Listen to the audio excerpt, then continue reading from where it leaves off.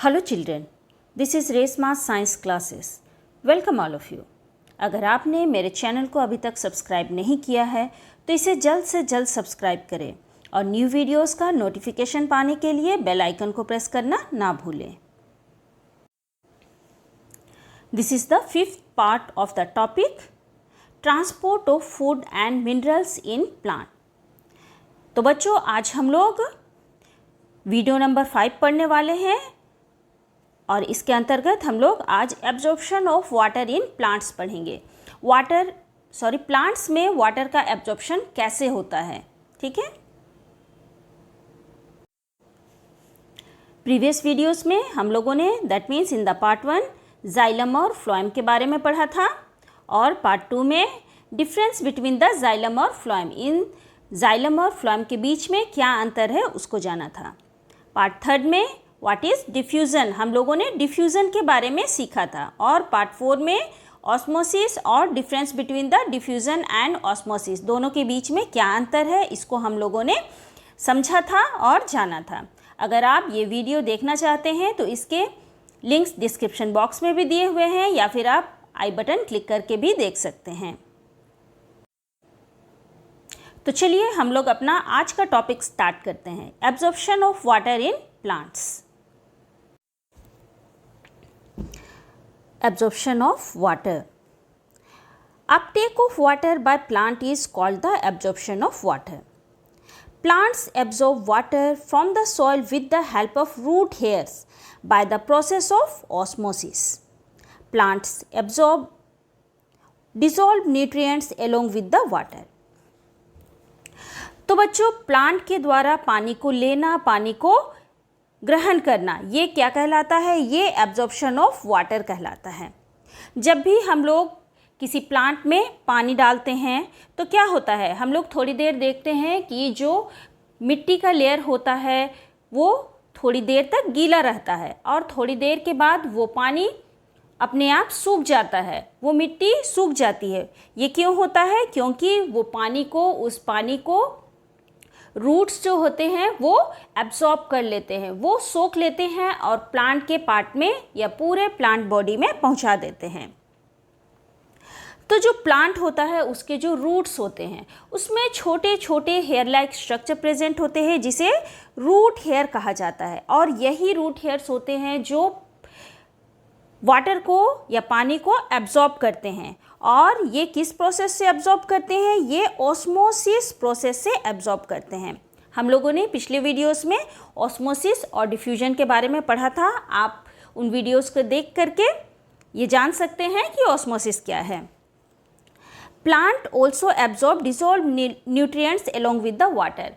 जो न्यूट्रिएंट होता है वो हमेशा क्या होता है? वाटर में डिसॉल्व्ड होता है। जो मिनरल्स होता है वो भी हमेशा वाटर में डिसॉल्व्ड होता है। तो प्लांट्स क्या करते हैं? ये वाटर के साथ साथ उन न्यूट्रिएंट्स को भी एब्जॉर्ब कर लेते हैं, ठीक है, और अपना ग्रोथ करते हैं। तो इस एब्जॉर्प्शन ऑफ प्लांट में सबसे मेन भूमिका रूट हेयर्स निभाता है क्योंकि ये वाटर का एब्जॉर्प्शन करता है। देखो बच्चों, हम लोग इस जीआईएफ को देखते हैं तो आप लोगों को इजीली समझ में आ जाएगा कि कैसे एब्जॉर्प्शन होता है। यहाँ पे प्लांट को वाटर दिया जा रहा है और वाटर क्या हो रहे हैं? ये वाटर जो मॉलिक्यूल्स है यहाँ पर, ये इजीली रूट्स के द्वारा क्या हो रहे हैं? एब्जॉर्ब हो जा रहे हैं। ये वाटर इन रूट्स से होते हुए प्लांट के हर एक पार्ट तक, लीफ तक, सूट तक, ब्रांचेस तक पहुँच रहा है। तो इस तरह वाटर का एब्जॉर्प्शन का प्रोसेस होता है। जब भी हम लोग पानी को प्लांट में डालते हैं तो उसके रूट उसे एब्जॉर्ब करते हैं और इजीली उसे पूरे प्लांट बॉडी में पहुंचाने का काम करते हैं। तो बच्चों, जो रूट हेयर्स होते हैं वो साइट ऑफ वाटर एब्जॉर्प्शन होते हैं, वही पार्ट होते हैं जो वाटर को एब्जॉर्ब करके पूरे प्लांट बॉडी में भेजते हैं। तो चलिए हम लोग रूट हेयर्स के बारे में पढ़ते हैं, ये कैसे होते हैं। Root hairs are the unicellular thin walled outgrowth of outer most epidermal layer of the root. These are present in a group just above the root cap. These increase the surface area of roots for quick absorption of water and nutrients. Root hairs ये unicellular होते हैं, ये single cell से बने हुए होते हैं और इनका जो आउटर वॉल होता है वो कैसा होता है, वो बहुत ही थिन होता है, बहुत ही पतला होता है। ये यूनिसेलुलर होते हैं और थिन वॉल्ड आउट ग्रोथ, मतलब ये बाहर की ओर निकले हुए होते हैं। ये यूनिसेलुलर होते हैं और इनका वॉल बहुत ही थिन होता है। These are present in a group of just above the root cap. Roots में जो मेन रूट बीच में होता है, आप लोगों ने बहुत बार रूट तो देखा ही होगा, जो मेन प्राइमरी रूट बीच में होता है उसके जस्ट नीचे एकदम लास्ट बॉटम में एक कैप की तरह स्ट्रक्चर होता है, ठीक है, उसे रूट कैप कहा जाता है। तो जस्ट उस रूट कैप से ऊपर ग्रुप में ढेर सारे रूट हेयर्स, पतले पतले थिन रूट हेयर्स प्रेजेंट होते हैं और यही रूट हेयर्स क्या करते हैं, वाटर एब्जॉर्प्शन का काम करते हैं। These increase the surface area. ये जो रूट हेयर्स होते हैं ये पतले पतले होते हैं और लंबे होते हैं और ये क्या करते हैं, वाटर एब्जॉर्प्शन के एरिया को ये बढ़ा देते हैं ताकि इजीली और बहुत जल्दी वाटर का एब्जॉर्प्शन हो सके और प्लांट को पानी मिल सके। क्लियर? देखो बच्चों, ये रूट हेयर का स्ट्रक्चर है, ठीक है, ये मेन रूट है, जैसा कि हम लोग किसी भी प्लांट का रूट देखते हैं। ये जो बीच का रूट है ये क्या है, ये प्राइमरी रूट है या फिर इसे मेन रूट भी कहा जाता है। इसके जो एंड में है,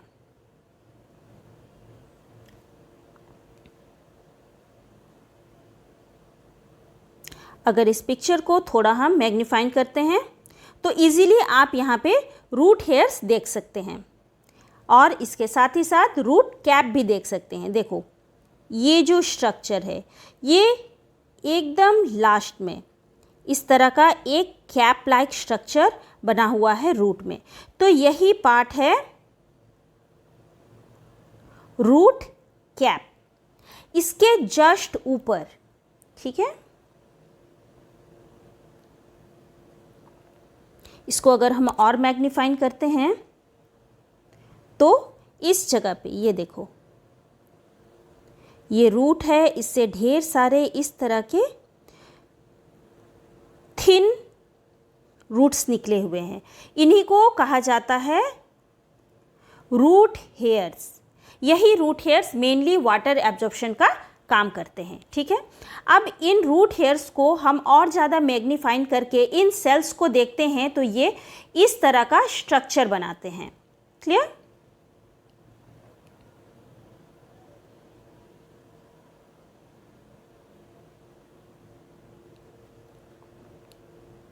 ये देखो, ये इसके सेल्स का स्ट्रक्चर है।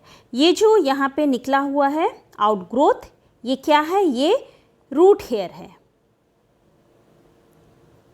ये कैसे होते हैं, ये सिंगल सेल से बने हुए होते हैं और इनका जो आउटर कवरिंग है ये बहुत ही थिन होता है, बहुत ही पतला होता है, ठीक है। और ये न्यूली ग्रोन रूट हेयर्स होते हैं। ये जो रूट हेयर्स होते हैं ये ब्रांचिंग नेचर के होते हैं, मतलब इनमें ढेर सारा ब्रांचेस होता है ताकि इजीली ये वाटर एब्जॉर्प्शन का काम कर सके और सरफेस एरिया, जो भी वाटर एब्जॉर्प्शन का सरफेस एरिया है उसको बढ़ा सके, ठीक है।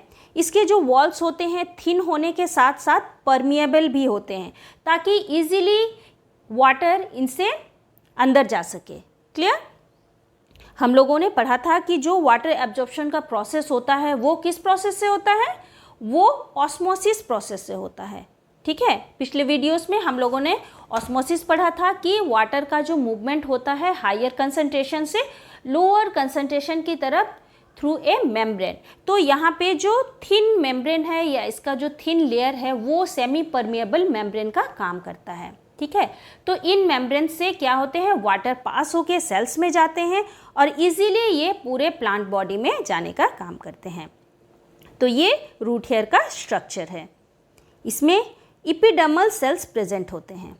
ये बाहर का आउटर सेल वॉल है और इनर साइड में साइटोप्लाज्म प्रेजेंट है। इसके मिडिल में एक सेंट्रल वैक्यूल भी होता है, ठीक है, और इनमें एक न्यूक्लियस भी प्रेजेंट होता है।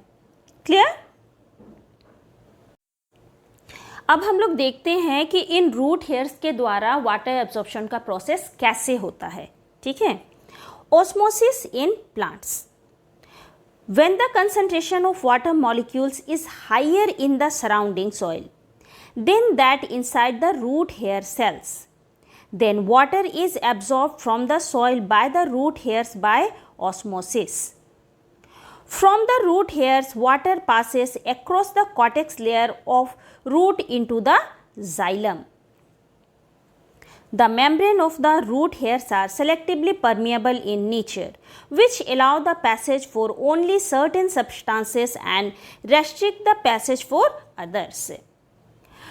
तो बच्चों, जब भी क्या होता है, हम लोग किसी प्लांट में पानी डालते हैं तो उस सॉइल में, उस मिट्टी में क्या होता है, वाटर का कंसंट्रेशन, वाटर का अमाउंट जो होता है वो ज़्यादा होता है in comparison to the root hair cells, ठीक है। रूट हेयर सेल्स में क्या है, पानी का कंसंट्रेशन कम है, और जब हम लोगों ने किसी पौधे में पानी डाला तो उसके सॉइल में क्या है, वाटर का कंसंट्रेशन ज़्यादा होता है। तो हम लोगों ने ऑस्मोसिस में पढ़ा था कि वाटर का मूवमेंट कैसे होता है, हायर कंसंट्रेशन से लोअर कंसंट्रेशन की तरफ होता है। तो यहाँ भी जस्ट वही प्रोसेस ऑस्मोसिस फॉलो होगा। जो वाटर के मॉलिक्यूल्स है वो क्या होंगे, हायर कंसंट्रेशन एरिया से, मतलब वो सॉइल से रूट हेयर के जो मेम्ब्रेन है वहाँ से पास होते हुए वो रूट हेयर्स में या उनके सेल्स में एंटर करेंगे, और वो फिर उसके कॉर्टेक्स पार्ट में एंटर करते हुए वो जाइलम तक पहुंचेंगे, और जाइलम उन वाटर मॉलिक्यूल्स को इजीली पूरे प्लांट बॉडी में कंडक्ट करेगा, इजीली पूरे प्लांट बॉडी में पहुंचाने का काम करेगा, ठीक है। मैंने पहले ही बतलाया कि जो रूट हेयर्स के जो मेम्ब्रेन होते हैं वो बहुत थिन होते हैं, वो सेलेक्टिवली परमिएबल होते हैं। Selectively permeables, that means only the selective things can allow into the cell, ठीक है। कुछ विशेष चीज़ें ही उन मेम्ब्रेन्स के थ्रू पास हो सकती है और बाकी दूसरी चीज़ें उनसे पास नहीं हो सकती है। ये मेम्ब्रेन क्या करेगी, बाकी चीज़ों को रेस्ट्रिक्ट कर देगी, रोक देगी। जो सेलेक्टिव चीज़ें जैसे वाटर हुआ, न्यूट्रिएंट्स हुआ, ये सब इजीली इस मेम्ब्रेन से पास हो जाएगा। तो रूट हेयर्स की मेम्ब्रेन सेलेक्टिव परमेबल होती है, जिसके कारण इजीली वाटर मॉलिक्यूल्स और न्यूट्रिएंट्स इनसे पास होता हुआ रूट हेयर्स के सेल्स तक पहुंचता है, वहां से कॉर्टेक्स रीजन में पहुंचता है, फिर वहां से होते हुए ये जाइलम तक पहुंचता है और इजीली पूरे प्लांट बॉडी में वाटर का कंडक्शन होता है। क्लियर? देखिए बच्चों, इस डायग्राम के द्वारा हम इजीली समझ सकते हैं कि वाटर का एब्जॉर्प्शन रूट हेयर्स के द्वारा कैसे होता है। ये देखो, ये क्या है, ये रूट हेयर्स है और इसके बाहर ये थिन लेयर ऑफ वाटर है, ठीक है।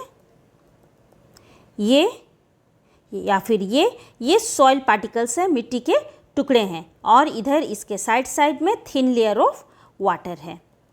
तो जब भी हम रूट्स हेयर में वाटर कंसंट्रेशन कम हो जाता है तब क्या होता है, ये जो वाटर है ये हायर कंसंट्रेशन लेवल से लोअर कंसंट्रेशन एरिया की तरफ वो मूव करने लगता है। तो वाटर क्या होगा, बाहर की ओर से अंदर की ओर वाटर मूव करेगा। किस प्रोसेस से? ऑस्मोसिस प्रोसेस से।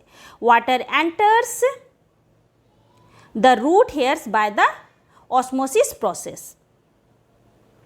इस ऑस्मोसिस प्रोसेस के द्वारा वाटर रूट हेयर से होते हुए इन एपिडर्मल, ये एपिडर्मिस सेल है ना, एपिडर्मल सेल है, यहाँ से होते हुए ये कॉर्टेक्स रीजन में एंटर करेगा। ये है कॉर्टेक्स ऑफ द रूट, ये कॉर्टेक्स रीजन में एंटर करेगा। फिर यहाँ से वाटर का जो मूवमेंट है ठीक है, ये आगे की ओर बढ़ेगा। इनके जो वॉल्स होते हैं वो सेमी परमिएबल होते हैं ताकि इजीली वाटर का मूवमेंट हो सके। देखो यहाँ से वाटर क्या हो रहा है, water passes across the root from cell to cell by osmosis. It also slips between the cells. वो जो वाटर मॉलिक्यूल्स है वो सेल्स से होते हुए इजीली पास हो रहा है, किस प्रोसेस से, ऑस्मोसिस प्रोसेस से। और फाइनली वाटर कहाँ पहुँच जाएगा, ये जाइलम में पहुँच जाएगा। ठीक है, ये जाइलम है।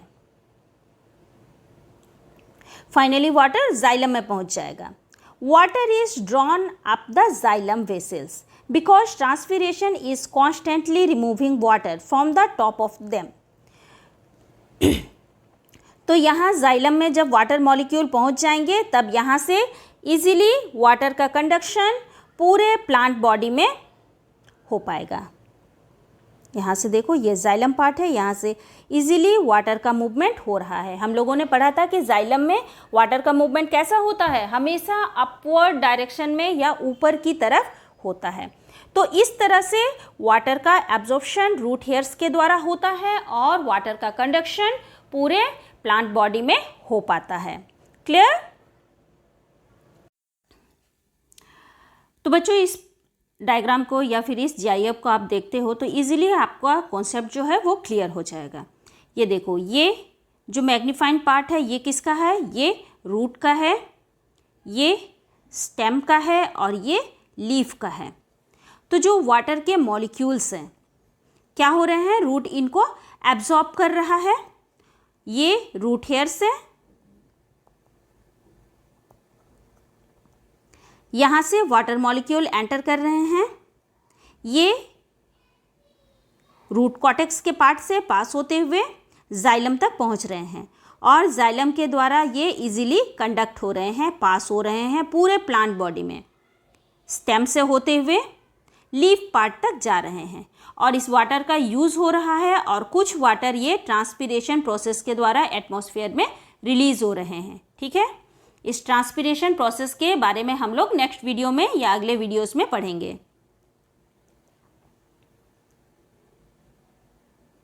तो इस तरह से वाटर का जो एब्जॉर्प्शन होता है, उसका जो मूवमेंट होता है वो कंटिन्यूअसली चलते रहता है और वाटर पूरे प्लांट बॉडी में ट्रांसपोर्ट होता है, कंडक्ट होता है। क्लियर? तो बच्चों आज की इस वीडियो में हम लोगों ने एब्जॉर्प्शन ऑफ वाटर क्या है, ये कहाँ पर होता है, site of absorption of water और प्रोसेस के बारे में पढ़ा कि ऑस्मोसिस प्रोसेस के द्वारा प्लांट्स में वाटर का एब्जॉर्प्शन कैसे होता है। आई होप आपको ये वीडियो पसंद आया होगा और आपके जो भी डाउट्स रिलेटेड टू इस टॉपिक है वो भी क्लियर हुए होंगे। Now it is the quiz time. Previous quiz में मैंने आप लोगों से एक सवाल पूछा था and the question is, if you put some resins in the water they swell up, why? अगर हम लोग कुछ रेजिन्स को, कुछ किशमिश को पानी में डाल के कुछ देर छोड़ देते हैं तो वो फूल जाते हैं, वे स्वेल अप हो जाते हैं। ये किस कारण से होता है? And the answer is due to osmosis process. ये ऑस्मोसिस प्रोसेस के कारण होता है। Now the today's quiz and the question is, by which process plants absorb water? किस प्रोसेस के द्वारा प्लांट्स वाटर का एब्जॉर्प्शन करते हैं? And the option is by diffusion, by osmosis and by absorption. आप मुझे इसके आंसर जल्द से जल्द कमेंट बॉक्स में भेज सकते हैं। तो बच्चों आई होप आपको ये वीडियो पसंद आया होगा। अगर आपको यह वीडियो पसंद आया है तो प्लीज़ इसे लाइक करें, इसे सब्सक्राइब करें और इसे ज़्यादा से ज़्यादा लोगों को शेयर करें। जो पेरेंट इस वीडियो को देख रहे हैं वो इसे अपने बच्चों के लिए भी रेकमेंड कर सकते हैं क्योंकि ये बहुत इजी और इंटरेक्टिव फॉर्म में बना हुआ है। मेरी पिछली वीडियोस को देखने के लिए आप आई बटन पर भी क्लिक कर सकते हैं या फिर इनके लिंक्स डिस्क्रिप्शन बॉक्स में भी दिए हुए हैं, वहाँ से भी आप इन्हें देख सकते हैं। आप मुझे फेसबुक पर भी फॉलो कर सकते हैं। मेरी वीडियोस के लिए आप मुझे ज़रूर से ज़रूर कमेंट करें क्योंकि यह मुझे आपके डाउट्स के बारे में बतलाता है और मुझे मोटिवेट भी करता है ताकि मैं और अच्छी तरह वीडियो बना सकूं। Okay guys, see you soon in the next video. Till then bye, thank you, have a nice day.